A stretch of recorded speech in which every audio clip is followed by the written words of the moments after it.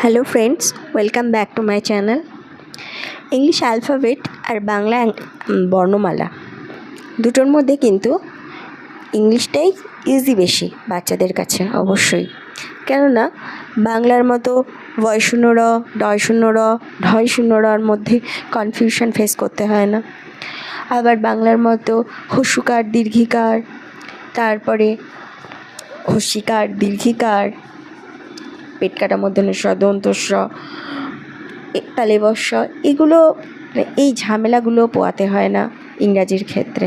তারপরে যুক্তাক্ষরের ব্যাপার তো আছেই। সো বাংলার তুলনায় বোধহয় ইংলিশটা বাচ্চারা বেশি পছন্দ করে, তাই না? যাই হোক, বড় হলে কিন্তু ক্যাটেগরি সব সেমই, যেমন বাংলা সাহিত্য তেমনই ইংরাজি সাহিত্য, দুটোই ভীষণই টাফ জিনিস। তবে হ্যাঁ, পড়লে এবং বুঝলে এবং পরিশ্রম করলে অবশ্যই সব কিছু ইজি হয়। তো চলো আজকের টপিক শুরু করা যাক।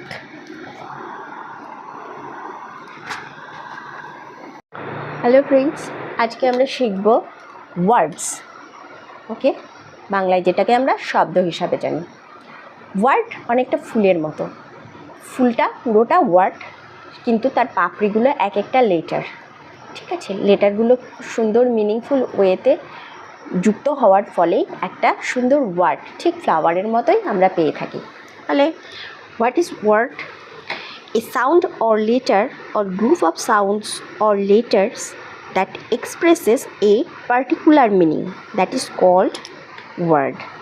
অর্থাৎ কতগুলো ইংরাজি অক্ষর পরপর সাজালে যদি কোনো অর্থ প্রকাশ হয়, তবে এবং অক্ষরগুলি ওইভাবে বিন্যস্ত অর্থপূর্ণ সমষ্টিকে বলা হয় ওয়ার্ড। ঠিক আছে, ওয়ার্ড যেমন ক্যাট, গো, রেড, এগুলো হলো এক একটা ওয়ার্ড। তবে এগুলো অবশ্যই মিনিংফুল ওয়েতে সাজাতে হবে। আমরা জি ওর বদলে ও জি যদি ব্যবহার করি, তাহলে সেটা কোনো রকম মানে প্রকাশ করছে না, সো ওটা কখনোই ওয়ার্ড নয়। সো যে মিনিংফুল ওয়েতে সাজাতে হবে। এবার আমরা শিখব সিলেবল। সিলেবল কি?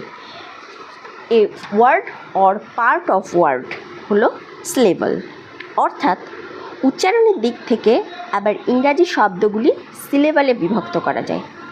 ঠোঁট ও জিভের গতি না বদলে একবারই উচ্চারণ করা যায় এমন সব শব্দকেই বলা হয় ওয়ার্ড, বা বড় কোনো শব্দের এক স্বর বিশিষ্ট অংশকেই সিলেবল বলা হয়। অর্থাৎ জিভ ও ঠোঁটের গতি না বদলে আমরা যেটুকু উচ্চারণ করতে পারি সেটুকুই হলো সিলেবল।